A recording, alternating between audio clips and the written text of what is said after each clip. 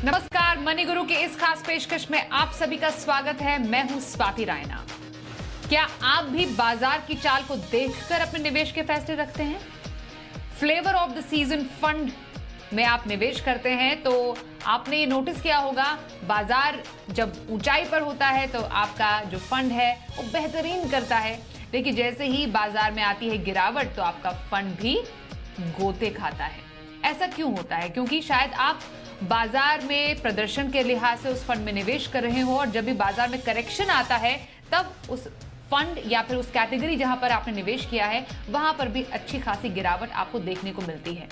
तो ये flavour of the fund या जो ये सीजनल जो या सिक्लिकल जो कैटेगरीज हैं, इसमें निवेश आपको कैसे करना चाहिए, किन बातों का ध्यान रखना चाहिए, इसी पर आज हम खास चर्चा करने वाले हैं। हमारे साथ हेमंत रुस्तगी है, CEO wise invest private limited. Hemant ji, बहुत स्वागत हम करते हैं आपका इस शो में, क्योंकि हम कुछ मार्केट के उथल पुथल के इस दौर से गुजर रहे हैं, इसलिए कई जो निवेशक हैं वो अपने पोर्टफोलियो को बार बार झांक रहे हैं, देख रहे हैं कि कौन सा फंड उनका अच्छा कर रहा है, कौन सा फंड परफॉर्म नहीं कर रहा है। खास तौर पर ऐसे निवेशक जिनको लगता है कि इन्होंने तो शायद एक पर्टिकुलर सेक्टर में ये सोचकर निवेश किया था कि चलिए अब इस सेक्टर में तो काफी अच्छा खासा प्रदर्शन, अच्छा एक हम अपलिफ्टमेंट देख रहे हैं तो शायद हमारे पोर्टफोलियो को भी अपलिफ्ट करें, लेकिन जैसे ही बाजार ने उल्टी चाल अपनी दिखानी शुरू की तो उनका वो जो निवेश है वो नेगेटिव में चला जा रहा है। वैसे ही हमने स्मॉल कैप में भी देखा, जब रैली थी तो बहुत अच्छा प्रदर्शन कर रहा था, उसके बाद स्मॉल कैप ने भी गोता लगाया। तो इस तरीके का जो निवेश होता है, जो बाजार की चाल के हिसाब से किया जाता है, उसके लिए आप निवेशकों को क्या सलाह देंगे? देखिए स्वाति, आपने बिल्कुल ठीक कहा। दो तरह के इन्वेस्टर होते हैं। एक वो इन्वेस्टर्स हैं जो प्रॉपर्ली अपनी इन्वेस्टमेंट को प्लान करते हैं, अपनी एसेट एलोकेशन देखते हैं कि किस तरह से उनका with in equity different segment में एक्सपोजर होगा और उस हिसाब से वो वेल डाइवर्सिफाइड फंड चुनते हैं।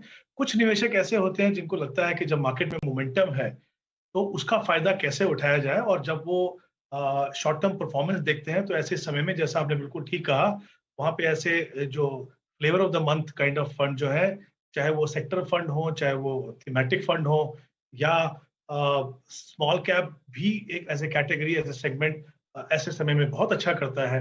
तो प्रॉब्लम क्या है, जब आप शॉर्ट टर्म परफॉर्मेंस देखते हैं तो आपको टॉप ऑफ द चार्ट इस तरह के फंड मिलते हैं, तो आपको लगता है कि अगर यहाँ पे मोमेंटम है तो ये मोमेंटम बना रहेगा। और जैसा हम हमेशा कहते हैं कि शॉर्ट टर्म में मार्केट मूवमेंट को प्रेडिक्ट करना बहुत ही मुश्किल है। आपके लिए जानना बहुत मुश्किल है कि हम ऑलरेडी पीक पे हैं, कितना समय ये रैली चलेगी। और जब मार्केट में रिवर्सल आता है, ऑब्वियसली ये जो एग्रेसिव कैटेगरी के जो फंड्स हैं उनमें ज्यादा गिरावट देखने को मिलती है। उनके डिफरेंट डिफरेंट कारण है, क्योंकि या तो आप देखते हैं कि सेक्टर फंड में बहुत नैरो इन्वेस्टमेंट यूनिवर्स होगा, और जो स्मॉल कैप जो स्टॉक्स हैं उनमें लिक्विडिटी का इशू है। तो डिफरेंट कारण से हम देखते हैं कि ये जो फ्लेवर ऑफ द मंथ जो काइंड ऑफ फंड्स हैं, ये जब मार्केट में गिरावट आती है तो ज्यादा गिरते हैं। और जाहिर सी बात है, गिरावट होने के बाद जब अपना पोर्टफोलियो देखेंगे तो आपको लगता है कि ये डिसीजन शायद बड़ा पिटफॉल है जब आप मार्केट मोमेंटम और शॉर्ट टर्म परफॉर्मेंस चेज करते हैं। बिल्कुल, और इसी से जुड़ा सवाल है कि अब जब मानिए ऐसे निवेशकों ने कुछ फंड्स शामिल कर लिए, थोड़ा अग्रेसिव अपने पोर्टफोलियो को बनाने के लिए या ज्यादा रिटर्न के एक्सपेक्टेशन के चलते, आपने क्योंकि सेक्टर फंड या फिर स्मॉल कैप फंड्स का यहाँ पर जिक्र किया, और जब बाजार में अभी एक अस्थिरता का माहौल है तो कुछ बदलाव करने की जरूरत है अभी अपने पोर्टफोलियो में?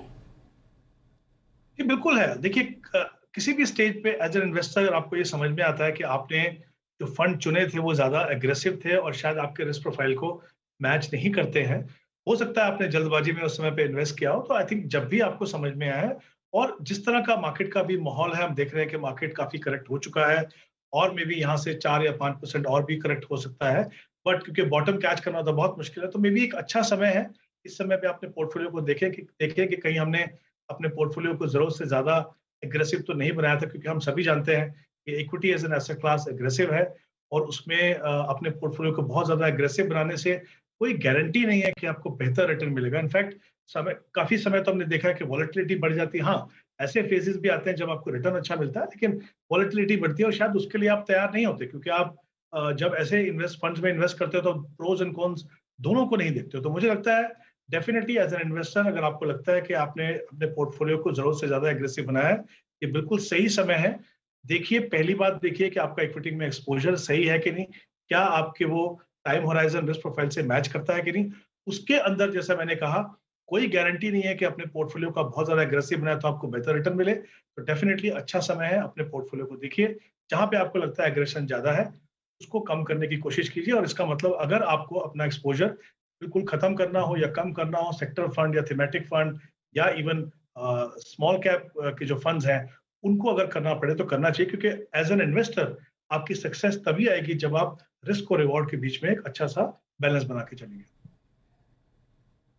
बिल्कुल। अब क्योंकि एक अग्रेसिव पोर्टफोलियो की यहाँ पर बात चल रही है और बाजार की किसी भी वॉलेटिलिटी में ऐसा पोर्टफोलियो कैसे रिएक्ट करता है, तो जब हम स्पेशली सेक्टोरल फंड्स की बात करें, थीमेटिक फंड्स की बात करें या फिर स्मॉल कैप फंड की बात करें, तो ये एज कंपेयर टू बाकी कैटेगरीज इतने अग्रेसिव क्यों हैं, या इसमें इतनी बाजार के हिसाब से इतनी वॉलेटिलिटी क्यों दिखती है, अगर हम सेक्टोरल फंड से शुरुआत करें तो हेमंत जी?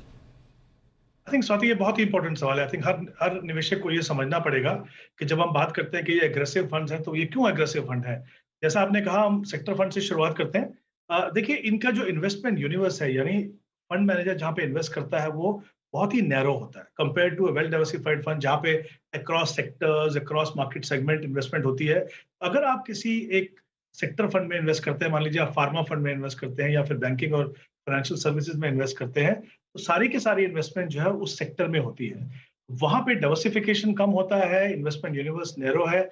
और अगर एक ऐसी साइकिल चल रही है कि वो सेक्टर अच्छा नहीं कर रहा और फंड मैनेजर के पास पैसा है, उनके पास और कोई ऑप्शन नहीं है, कुछ समय वो चाहे तो थोड़ा कैश रख सकते हैं, बट अदरवाइज इन्वेस्टमेंट करने के लिए उनको उसी में ही जाना होगा। क्योंकि इन्वेस्टमेंट यूनिवर्स नैरो है, डाइवर्सिफिकेशन काफी कम है, इसीलिए ये काफी कहेंगे कि ये एग्रेसिव होता है। और थीमेटिक में भी शायद थोड़ा सा ज्यादा डाइवर्सिफिकेशन होती है क्योंकि वो अक्रॉस सेक्टर हो सकता है, लेकिन एज ए थीम वो भी काफी एग्रेसिव है। अगर हम स्मॉल कैप की बात करें, देखिए मार्केट में 3 सेगमेंट है, लार्ज कैप, मिड कैप और स्मॉल कैप। लार्ज कैप मतलब जो टॉप 100 कंपनीज है मार्केट कैप में, उसके आगे की जो 150 कंपनियां हैं उनको हम मिड कैप कंपनीज बोलते हैं। और बाकी जितनी भी कंपनीज हैं स्टॉक मार्केट में, वो सारी की सारी स्मॉल कैप कंपनीज है। यानी यूनिवर्स तो काफी बड़ा है, लेकिन इशू वहां पे क्या है, लिक्विडिटी का इशू आता है। बहुत सारे स्टॉक्स के बारे में अंडर रिसर्च होते हैं।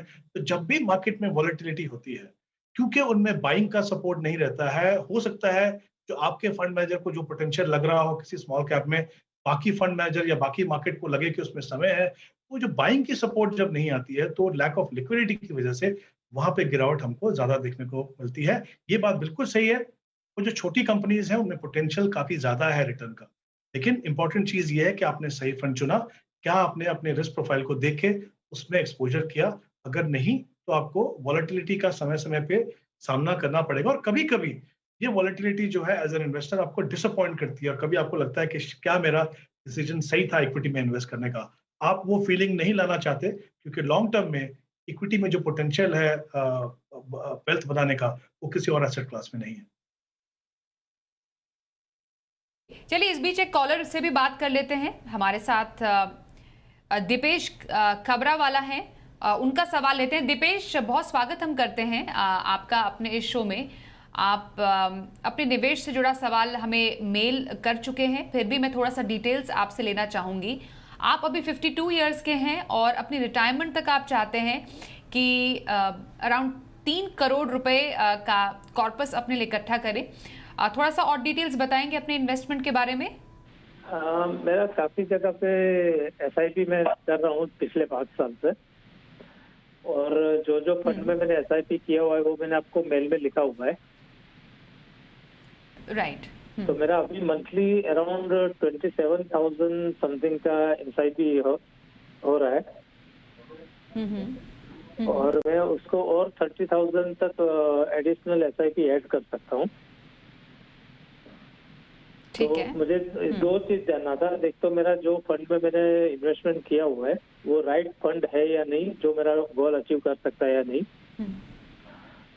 और अगर मुझे फ्रेश इन्वेस्टमेंट करना है तो मुझे कौन से फंड के अंदर इन्वेस्टमेंट करना चाहिए for my age of 60 years. Fresh investment के लिए कितने रकम का निवेश आप करना चाह रहे हैं दीपेश? मंथली 30,000 तक का SIP में ऐड कर सकता हूँ। मंथली 30,000 का SIP अपार्ट फ्रॉम 27,000 जो आप ऑलरेडी कर रहे हैं, is that right Dipesh? Right. Okay, आपने अपने मेल पे लिखा था कि आप रिटायरमेंट के बाद स्पेशली एक मंथली इनकम भी चाह रहे हैं अराउंड 1.5 लाख की, is that right? Right. Okay, तो आप 60 साल की उम्र तक 3 करोड़ का लक्ष्य लेकर चल रहे हैं। रिटायरमेंट के बाद आप चाह रहे हैं कि रेगुलर आय आपको 1.5 लाख तक की मिले और 30,000 रुपए की इन्वेस्टमेंट का एक और प्लान आप चाह रहे हैं हमारे एक्सपर्ट से। एक और सवाल मैं आपसे जानना चाहूंगी अभी दीपेश, क्या अपार्ट फ्रॉम म्यूचुअल फंड्स आपका कहीं और भी निवेश है, कोई फिक्स्ड इनकम में या कहीं और? अपार्ट फ्रॉम मैं इक्विटी में इन्वेस्ट करता हूँ, स्टॉक मार्केट में। स्टॉक मार्केट में, राइट। ओके, लगभग कितनी वैल्यू उसकी होगी हमारे एक्सपर्ट के कैलकुलेशन के लिए, अगर आप थोड़ा बता पाएं अप्रॉक्सीमेटली? 12 लाख का मेरा पोर्टफोलियो रहेगा। 12 lakhs? या approximately. Okay, approximately. Hemant ji, कुछ इन्फॉर्मेशन जो थोड़ा हमें लग रहा था मिसिंग है वो हमने दीपेश जी से समझी है, क्योंकि 27,000 की जो SIP अभी कर रहे हैं, ये 2017 से इनका ये इन्वेस्टमेंट जारी है और अभी ये 52 साल के हैं। 60 साल तक ऑलरेडी पिछला इन्वेस्टमेंट भी जोड़े तो लगभग पूरा इन टोटल 13 साल का इनका टेन्योर है इन्वेस्टमेंट का। उसमें शायद काफ़ी ना रहे इनकी 27,000 की SIP, जो ये कह रहे हैं कि 30,000 तक बढ़ा सकते हैं।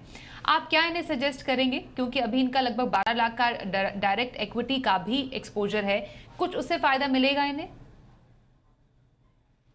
आई थिंक बिल्कुल स्वाति, आई थिंक इंपॉर्टेंट चीज ये है कि अगर इनको पहले हम इनका गोल देखें, इन्होंने कहा कि इनको 3 करोड़ का रिटायरमेंट कॉर्पस इकट्ठा करना है और इनके पास अभी 8 साल का समय है। ये पिछले 5 साल से इन्वेस्टमेंट करें, जैसा आपने बिल्कुल ठीक कहा। टोटल इनका जो टाइम होराइजन है वो करीब 13 साल का है। अगर मैं 12% का एनुअलाइज रिटर्न मान के चलूं, क्योंकि इनका जो इन्वेस्टमेंट है वो इक्विटी फंड्स के अंदर है, तो करीब करीब इस इन्वेस्टमेंट जो करंट इन्वेस्टमेंट्स है उनका जो कॉर्पस है वो करीब 1 करोड़ का बनेगा। इनका जो गोल है वो 3 करोड़ का है। इन्होंने कहा कि 30,000 रुपए की और SIP कर सकते हैं, बट वो एक अच्छी चीज है, बट अनफॉर्चुनेटली इनके पास बहुत लंबा समय नहीं है। 8 साल का समय है, लेकिन जब आप SIP से इन्वेस्ट करते हैं तो आपका जो एवरेज होल्डिंग पीरियड है वो करीब 4 साल होगा। तो may be around another 50 lakh वो ऐड कर सकते हैं। और उन्होंने कहा कि स्टॉक का पोर्टफोलियो अगर उसमें भी ऐड करें तो कुल मिला के मुझे लगता है वो शायद 2 करोड़ तक अपने इस कॉर्पस को ले जा सकते हैं। तो इस बात का इनको ध्यान रखना होगा। इन्होंने जैसे बिल्कुल ठीक कहा, इनका जो ऑब्जेक्टिव ये है 3 करोड़ की जो अपने कॉर्पस बनाए, उसमें अगर 1.5 लाख रुपए महीने की इनकम है तो बेसिकली 6% होती है, जो बिल्कुल सही परसेंटेज है अगर आप सिस्टमैटिक विड्रॉल प्लान से निकालें। लेकिन आई एम अफ्रेड के उनका जो कॉर्पस बनेगा वो 3 करोड़ तक नहीं पहुंच पाएगा अनलेस ये और ज्यादा इन्वेस्टमेंट यहाँ से कर पाए। तो एक तो इनको इस बात का ध्यान रखना है कि कहीं ना कहीं अपने जो इनका जो गोल है या जो ऑब्जेक्टिव है रिटायरमेंट के बाद, उसको कहीं ना कहीं उसको थोड़ा सा फिर से सोचने की जरूरत है। अगर हम इनके फंड्स की बात करें, इनके फंड में 2 सेक्टर फंड है। जैसे हमने अभी डिस्कशन हम कर रहे थे, इनके पास एक ICICI का टेक्नोलॉजी फंड है और निप्पॉन का फार्मा फंड है। मैं कहूंगा कि अपने कैटेगरी के बहुत ही अच्छे फंड हैं। फंड्स में कोई प्रॉब्लम नहीं है। मेरा इशू होता है हमेशा सुटेबिलिटी का। एज एन इन्वेस्टर जब आप एक कॉर्पस बना रहे हैं, आपके पास वो शायद उतनी कैपेबिलिटी ना हो कि आप सही समय पे एंट्री और एग्जिट करें। तो मेरा ये मानना है हमेशा कि जो वेल डाइवर्सिफाइड फंड है, स्पेशली उन इन्वेस्टर्स के लिए जो अपने पोर्टफोलियो को बहुत एग्रेसिवली या बहुत ज्यादा कंटिन्यूसली इसको मॉनिटर नहीं करते हैं या वो कैपेबिलिटी नहीं है, तो वो एक वेल डाइवर्सिफाइड फंड में जाए। तो मेरी रिकमेंडेशन ये है कि इन दोनों फंड्स में ये जो 5,000 रुपीज इन्वेस्ट कर रहे हैं उसको PGIM के फ्लेक्सी कैप फंड में जाए। भी काफी अच्छी परफॉर्मेंस है, काफी अच्छी क्वालिटी ऑफ पोर्टफोलियो है। तो एक तो मैं चाहूंगा ये, इनके पास एक पराग पारिक का फ्लेक्सी कैप फंड है, वो डेफिनेटली रख सकते हैं।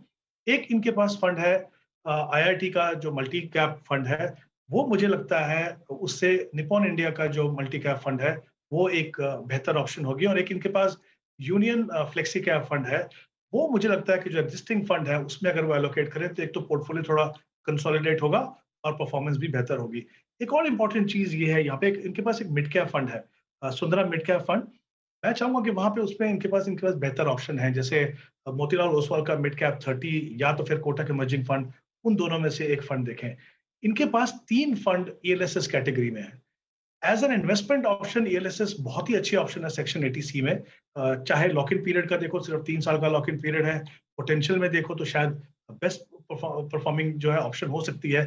3 फंड मुझे लगता है बहुत ज्यादा है, तो मैं ये चाहूंगा कि अपने तीनों फंड में से एक डीएसपी टैक्स सेवर को वो रखें, क्योंकि इनमें 3 साल का लॉक इन होता है, मैंडेटरी लॉक इन है, तो उसमें से वो निकल तो नहीं पाएंगे। लेकिन हाँ, जो फ्रेश इन्वेस्टमेंट है, अगर वो चाहें कि एक से ज्यादा चाहिए तो फिर आईडीएफसी टैक्स एडवांटेज लीजिए। बाकी जो 2 फंड है इनके पास, एचडीएफसी टैक्स सेवर और सुंदरम टैक्स सेविंग फंड, वो मुझे लगता है कि उसमें इन्वेस्टमेंट बंद करें। जो एग्जिस्टिंग इन्वेस्टमेंट है उसको, जैसा मैंने कहा, बिकॉज लॉक इन पीरियड है, निकाल नहीं पाएंगे, लेकिन फ्रेश इन्वेस्टमेंट करने के लिए ये करें। तो हमेशा ध्यान रखिए कि अगर आपने एक कैटेगरी अच्छी चुनी है तो कोशिश कीजिए कि बहुत ज्यादा फंड उसमें ना हो, क्योंकि कहीं ना कहीं वो आपकी परफॉर्मेंस को इफेक्ट करेगा। तो मुझे लगता है ब्रॉडली ये चेंजेस इनको करने की जरूरत है। इन्वेस्टमेंट शायद थोड़ा और बढ़ाना होगा अगर ये अपने 3 करोड़ के लक्ष्य तक पहुंचना चाहते हैं। बिल्कुल दीपेश जी, आपको अपने इन्वेस्टमेंट को बढ़ाना है। दूसरा, जैसा कह रहे हैं हेमंत जी कि एक ही कैटेगरी के बहुत सारे या एक ही थीम या एक ही सेक्टर से जुड़े हुए बहुत सारे थीम में आप ओवर डाइवर्सिफाई ना करें। वो पोर्टफोलियो के लिए यूजुअली वो डाइवर्सिफिकेशन या ओवर डाइवर्सिफिकेशन सही नहीं होता है। कुछ बदलाव करने की सलाह आपको दी गई है, उस पर ध्यान जरूर दीजिएगा। मनी गुरु में एक और कॉलर इस वक्त हमारे साथ शो में लाइव शामिल हो चुके हैं। हमारे साथ आज एक्सपर्ट है Hemant Rustagi, CEO wise invest private Limited. Arun Soni Jaipur से हमारे साथ है फोन लाइन पर। अरुण, बहुत स्वागत हम करते हैं आपका अपने शो में। आप 19 साल के हैं, तो मैं आपसे जानना चाहती हूं कि आप पिछले कितने समय से इन्वेस्ट कर रहे हैं?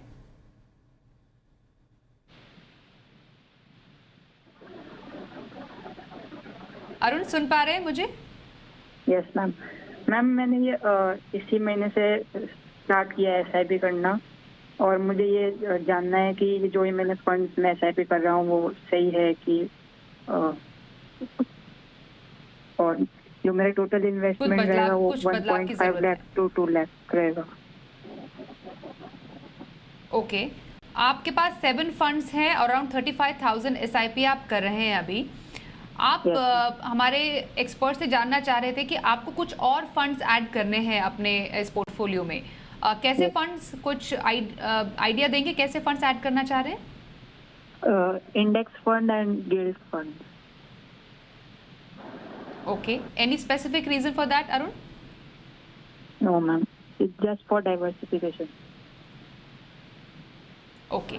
एक और बात बताइए, आपने तो 19 साल की उम्र में इतना बेहतरीन इन्वेस्टमेंट प्लान शुरू कर दिया है, कोई टारगेट नहीं रखा कि कोई लक्ष्य, किसी पर्टिकुलर लक्ष्य के लिए आपको पैसे इकट्ठे करने हैं? No, ma'am, not yet. Not yet, लेकिन रखना चाहेंगे? कुछ अभी सोच तो रहे होंगे ना कि हाँ, मुझे 5 साल के बाद, 10 साल के बाद, 20 साल के बाद कुछ रकम की जरूरत पड़ेगी, तो अप्रोक्सीमेटली कैसे टारगेट्स आप पूरे कर सकते हैं ऐसे अपने इन्वेस्टमेंट से? क्या लगता है आपको? Like education and foreign trip and for my business. Foreign trip? Yes. आपके बिजनेस के लिए। अभी आप क्या कर रहे हैं अरुण? मैम, अभी स्टडीज। ओह वाओ, तो आप पढ़ाई करते करते इन्वेस्ट भी कर रहे हैं। ओके, तो तभी आपका केस एक्चुअली इतना क्यूरियस है। मैं तभी आपसे बहुत सारे सवाल इसलिए जानना चाह रही थी कि आप पढ़ाई करते करते 35,000 की एसआईपी भी करें। कुछ इनकम है आपकी? आप कहीं पर काम कर रहे हो अभी? No ma'am. ओके, तो ठीक है, तो ये समझना जरूरी है अब हेमंत जी आपसे कि इन्होंने बहुत ही यंग एज में शुरुआत तो कर ली है अपने इन्वेस्टमेंट की। अब कैसे कर रहे हैं? आगे आगे जब पढ़ाई अभी कर रहे हैं, जब नौकरी शुरू करेंगे तब इनकी इनकम बनेगी और उसके बाद फिर अपनी इन्वेस्टमेंट बढ़ाएंगे। पहले इनको आप जेनरिक एक फाइनेंशियल प्लानिंग का एक थोड़ा सा वो भी दीजिए, एक टिप्स भी दीजिए कि कैसे कैसे गोल्स इनकी लाइफ में अभी आगे आएंगे, क्योंकि एक नए निवेशक हैं तो हो सकता है थोड़े से स्टार्टिंग में इनको ज़्यादा आइडिया ना हो। ऑल्सो इंडेक्स फंड और गिल्ड फंड आप सजेस्ट करेंगे इन्हें अपने पोर्टफोलियो में ऐड करना? स्वाति, बिल्कुल। आई थिंक पहले अगर जैसे हमेशा कहते हैं ना कि स्टार्ट इन्वेस्टिंग अर्ली, ये परफेक्ट एग्जांपल है कि अरुण ने 19 इयर्स की एज में अपना पोर्टफोलियो बनाया है।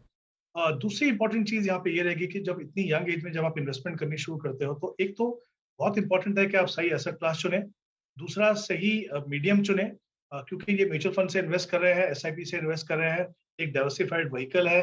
आई थिंक इनको जो अंडरस्टैंडिंग आएगी कि इक्विटी के इन्वेस्ट करने के क्या न्यूएंसेस हैं, क्या प्रोज एंड कॉन्स हैं, जब तक वो उस स्टेज में पहुंचे कि खुद से कमाने लगे और एक सीरियस मनी उनके पास हो, आई थिंक ये काफी बेटर और काफी मैच्योर इन्वेस्टर बन चुके होंगे। तो आई थिंक बहुत ही अच्छी शुरुआत है इनकी।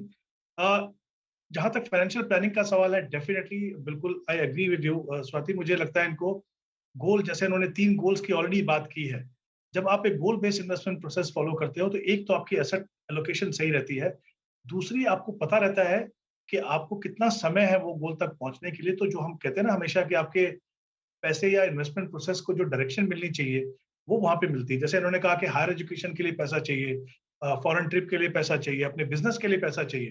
तो इम्पोर्टेंट है कि हर गोल के लिए अपना एक टाइम होराइजन रखिए, कितना पैसा आपको लगेगा, तो पता चलेगा कि ये 35,000 जो इन्वेस्ट कर रहे हो उससे आप क्या अचीव कर पाओगे, और वहां तक जहां तक आप पहुंचना चाहते हो उसमें और क्या करने की जरूरत है। तो आई थिंक ये थोड़ा सा प्रोसेस फॉलो करोगे तो सही मायने में जो कहते हैं ना कि आपको इक्विटी का जो पोटेंशियल मिलना चाहिए वो आपका फायदा आपको आपके उस पोर्टफोलियो से मिलेगा। तो ये 2-3 चीजें आपको ध्यान रखनी है।